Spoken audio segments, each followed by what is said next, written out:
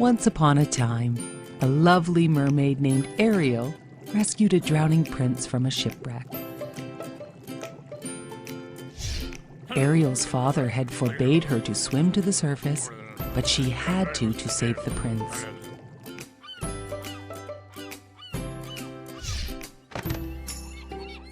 Ariel wanted to be part of the human world so badly. Somehow she would find a way.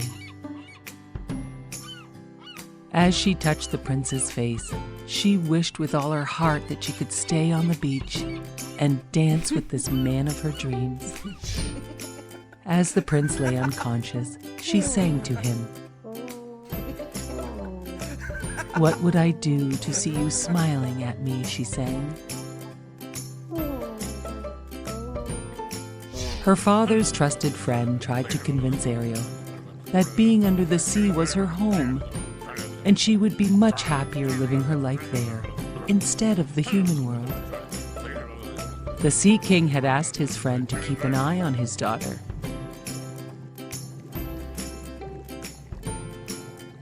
But despite all the king's friend's efforts, he could not convince her because she was in love with the prince. The fish, her only best friend, was the only one who understood her. Her fish friend surprised Ariel with a statue of the prince that had sunk with the shipwreck. "Oh, thank you so much, my friend," Ariel said. "The statue looks exactly like him."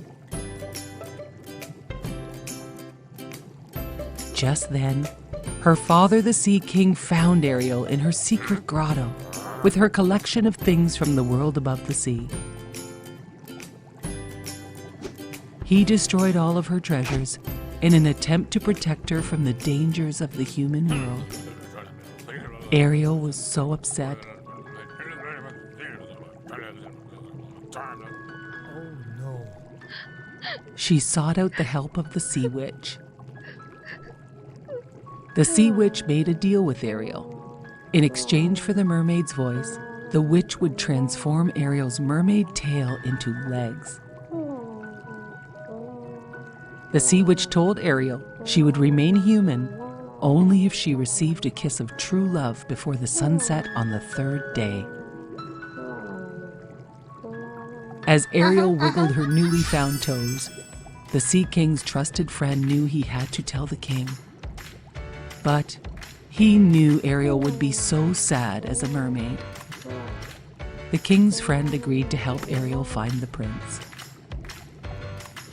Ariel's seagull friend helped her find a dress, and it wasn't long before the prince arrived. "You are the one!" he exclaimed. "The one I have been searching for!" Ariel nodded but could not speak. "But the girl who rescued me had the most beautiful voice," said the prince. "Perhaps you are not the girl I have been searching for." Still, the prince helped her to the castle, and they had dinner that night. Ariel made the prince laugh for the first time in weeks. He showed her around his kingdom the next day and was enchanted by her enthusiasm for everything, from horses to puppet shows. The prince thoroughly enjoyed Ariel, and that night they went for a quiet, romantic boat ride. As the prince leaned in to kiss Ariel, the Sea Witch made her pet eels tip the boat. Then the Sea Witch hypnotized the prince and transformed herself, pretending to be his mysterious dream girl. She arranged a wedding right away to make sure all of Ariel's plans would fail. Ariel's seagull bird friend gathered all of her ocean friends to help Ariel defeat the Sea Witch's evil plans. Her friends fought the Sea Witch and won, and Ariel's voice was restored. And the spell on the prince was broken. He realized Ariel was his true love, but it was too late, and Ariel was a mermaid again. The evil Sea Witch dragged Ariel back into the sea. But the strong prince would not lose his true love again. and he fought and destroyed the evil sea witch. The Sea King and his trusted friend watched. And the Sea King could see how much his daughter loved the prince. So he granted her wish to marry the prince. All of Ariel's great sea friends applauded as the prince and Ariel were married, and they lived happily ever after. Once upon a time, there was a man and his wife that had wanted a baby for so long, but had never had one. One day, the wife gave her husband the awesome news that they had waited so long for. They were going to have a baby. They lived in a house overlooking a big garden full of fresh vegetables and flowers. Sadly, the garden was protected by a high wall with barbed wire on the top. The mighty witch who lived there wanted no one in her garden. Everyone was very scared of the mighty witch. One day, the wife was so hungry for the fresh radishes. She saw them growing in the witch's garden, but she knew she could not have them. Although she really, really wanted them, she thought she might die if she did not have them. Her husband worried so much about her. She told him, "I think I will die unless I can have some of those radishes that grow in the witch's garden." Her husband waited for nightfall so he could climb over the wall to get her some of the witch's radishes.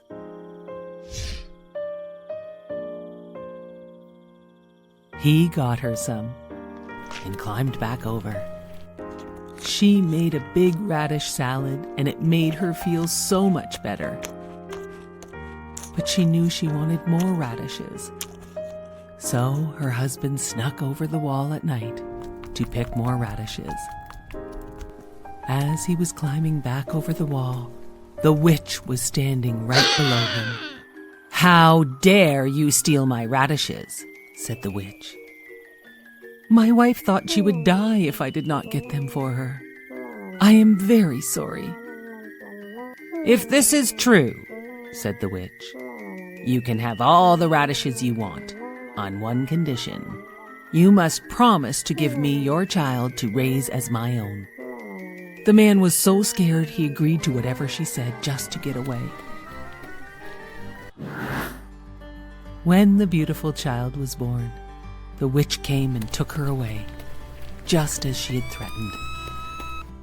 She named her Rapunzel, which means radish. Rapunzel grew more and more beautiful every day, and on her 12th birthday, the witch locked her up in a high tower deep in the woods.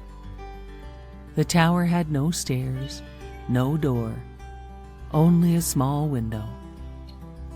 Rapunzel had beautiful long hair that had never been cut, and when the witch wanted to go up to see her, she would cry, "Rapunzel, Rapunzel, let down your hair." The witch would climb up her hair to see her. This went on for years. One day, a prince was riding by the tower and heard Rapunzel singing. He looked at the tower but had no idea how to get in. So he left. But he came by the next day and saw the witch crying, "Rapunzel, Rapunzel, let down your hair." And he saw the beautiful girl who sang, let down her hair for the witch to climb up to see her. The prince returned at dusk and cried, "Rapunzel, Rapunzel, let down your hair." Rapunzel could not believe it when the young prince appeared, and it was not the witch. They fell in love at first sight. They made a plan for Rapunzel to escape. The witch found this out and cut off Rapunzel's hair and hid her away far from the tower. That night, the witch waited for the prince. He cried, "Rapunzel, Rapunzel, let down your hair." The witch threw out Rapunzel's hair, and he climbed up. To his surprise, it was the witch, not Rapunzel. The witch cursed him. you will never see again." And with that, he was blind. For some time he wandered the forest, hoping to hear Rapunzel singing again. And then, one day, he heard her singing. He followed her voice and found her. They hugged and Rapunzel cried, so happy to see him again. One of her tears fell on his face, and a miracle happened. He could see again. "Oh, I am so happy to see you again," said the prince. And then another miracle happened. Rapunzel's beautiful hair grew back, as long and shiny as it had been. The prince took Rapunzel to his kingdom far away from the witch, where they lived happily ever after. Once upon a time, there was a lovely princess who liked to take long walks into the woods. She wanted to play by the beautiful pond in the woods. After a while, she came upon the lovely pond. She sat by the side of the pond and began skipping rocks and enjoying her time. She had brought with her her treasured golden ball, a special gift from her father, the king. It was her most treasured toy. She just loved it. She threw it up in the air and caught it many times.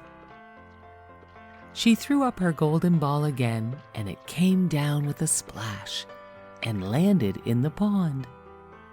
"Oh no!" cried the princess. "My beautiful golden ball! How will I ever get it back?" Just then, she saw an ugly frog coming out of the pond. The frog spoke and asked her, why was she crying? The princess could not believe she was hearing a talking frog. She blinked her eyes, and then the frog offered to retrieve her ball if she would let him live with her in her castle. She agreed to the deal and said, "Of course." The frog jumped back into the pond and dove very deep down and retrieved the princess's golden ball from the bottom of the pond. Wow. He then gave it back to the princess. She was so excited to get her golden ball back that she began to run back to the castle, forgetting all about her deal, leaving the frog behind. The frog was very sad and yelled, "Don't forget our deal, that I will come and live with you in the castle." The princess answered back, "How can an ugly frog possibly live with me in my beautiful castle?"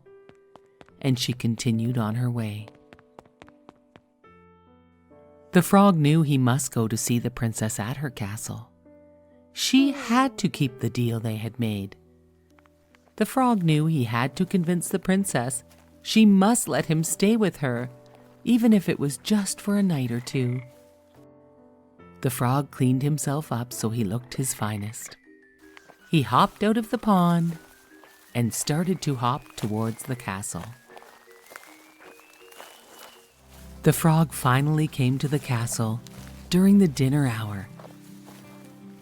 He hopped into the dining room, and then the princess had to tell the king all about the deal she had made with the ugly frog, about how he retrieved her golden ball from the bottom of the pond, and that he expected to come and live in the castle for retrieving the ball.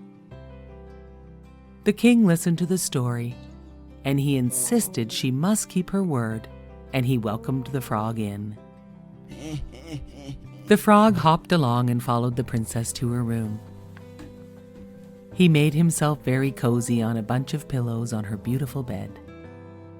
He then fell asleep. In the morning, the frog awoke the princess and asked her for a favor.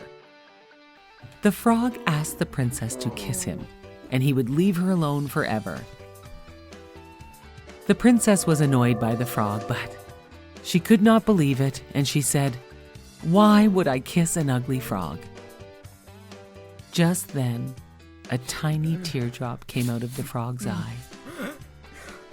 The princess saw the teardrop and thought she'd best give the frog a kiss. Then he would just go away anyway. As she kissed the frog, he turned into the most handsome prince.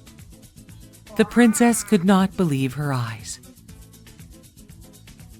The handsome prince told her how the evil witch had cast a spell on him and had turned him into the ugly frog.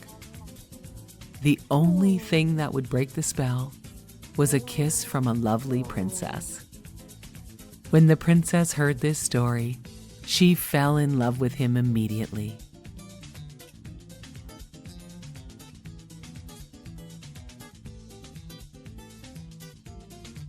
The prince then asked her to marry him. She said yes. They held the wedding by the beautiful pond, and they lived happily ever after in the beautiful castle. Once upon a time, there was a very young, curious girl named Alice. Alice went for a long walk outside and soon sat down to rest. Alice began to daydream. She imagined a wonderful world where all the animals and flowers could talk. Just then, Alice looked up and saw a white rabbit carrying a pocket watch. "I'm late," said the white rabbit as he ran by. Alice was so curious, she tried to catch up to the rabbit. "Mr. Rabbit, please wait," called Alice. Alice followed the rabbit into a hole in the ground. She began to fall down the long tunnel, but landed just in time to see the rabbit run through a tiny door. Alice was too big to fit through the door. She saw a small bottle that had a label that read, "Drink me."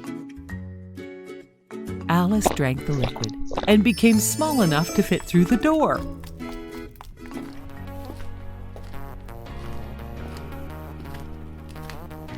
On the other side of the door, she met twins named Tweedledum and Tweedledee. The first thing in a visit is to say, "How do you do?" and shake hands. The twins took Alice's hands and danced around. Alice tried to explain that she was following the white rabbit, but the twins didn't care. They started to tell her a story. Alice wanted to be polite, so she listened to their story, but after they finished their story, they did not give Alice a chance to speak. They just kept on talking to each other. So Alice left. Alice soon spotted the white rabbit in the yard of his cottage. He was worried because he could not find his gloves. "I'm late," he exclaimed to Alice. She offered to help him look around his cottage for his gloves. Alice found a cookie that had a label that read, "Eat me." She ate the cookie and grew into a giant and smashed through the rabbit's cottage. The white rabbit ran to get help to clean up the mess Alice had made. Alice had to get small again, so she picked a carrot from the rabbit's garden. As soon as she ate it, she shrunk to a tiny size. Alice tried to follow the white rabbit again, but could not keep up. After a while, Alice found herself in a magical garden where all the flowers could speak. They asked Alice what kind of flower she was, and before she could explain, the flowers decided she was a weed. They told her to leave their garden. After she walked for some time, Alice came upon a large caterpillar sitting on a mushroom. "Well, who are you?" asked the caterpillar. "I hardly know, sir," answered Alice. The caterpillar told Alice that eating some of the mushroom would help her always be the right size. Alice had a little bit of the mushroom, and soon she was her regular size. She was so happy as she said goodbye to the caterpillar and continued on her way through the forest. She was amazed to see a grinning cat in a tree. he introduced himself as the Cheshire Cat. Alice asked the Cheshire Cat which way she should go to find the White Rabbit. He told her to ask the Mad Hatter. "I don't want to meet mad people," said Alice. "Oh, everyone is mad here," replied the Cheshire Cat, and he disappeared. Alice wanted to find the White Rabbit, so she continued on to the Mad Hatter's. She was invited to the Mad Hatter's tea party, where it was just nonsense. As she sat having tea with the Mad Hatter and his friends, the White Rabbit ran by yelling, "I'm late!" Alice followed the rabbit, but lost sight of him. The Cheshire Cat reappeared and showed Alice a shortcut to a fancy garden. Playing cards were working for the Queen of Hearts, painting roses. The rabbit ran by to announce the Queen of Hearts. Alice was happy to see him, but the Queen became angry and shouted, "Off with her head!" Alice ran away and soon found a door to get away from the Queen of Hearts and her guards. Just then, Alice awoke from her daydream. She realized she had just had a magical daydream and was happy to be awake from all the nonsense. That was just fine with Alice.